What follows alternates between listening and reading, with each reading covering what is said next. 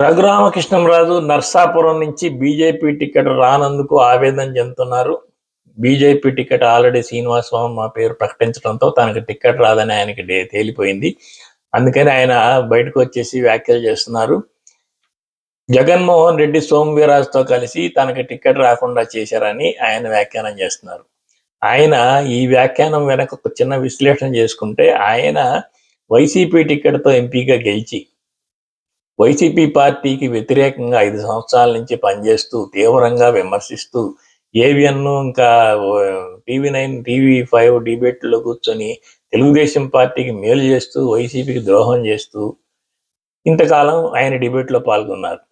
పోనీ తెలుగుదేశం పార్టీ ఈయన కలిసి అన్న బీజేపీకి 5 సంవత్సరాలు ఆయన ఏమైనా సహాయం చేశారా? బీజేపీని పరమ దుర్మార్గమైన పార్టీగా ప్రొజెక్ట్ చేశారు ఆంధ్రప్రదేశ్లో. బీజేపీ 1% కూడా ఓటు లేని బీజేపీని ఆంధ్రప్రదేశ్లో వ్యతిరేకత ఉందని, జనం వ్యతిరేకిస్తున్నారని, ఆంధ్రప్రదేశ్కి అజ్జేయలేదు ఇజ్జేయలేదని ఇప్పటి వరకు బీజేపీకి పెద్ద ఎత్తున ద్రోహం చేశారు.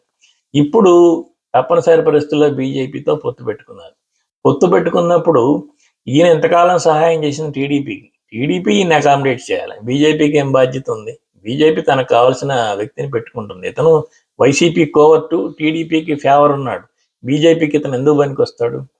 అలా ఉంటే ఈయన చేసిన వ్యాఖ్యానంలో ఇంకో విచిత్రమైన అంశం ఏంటంటే, వీళ్ళు బీజేపీ, తెలుగుదేశం, జనసేన పొత్తులు ఉన్నప్పుడు ఈయనగా టికెట్ రాకుండా జగన్మోహన్ రెడ్డి చేశాడని చెప్పి ఈయన ఆరోపిస్తున్నాడు.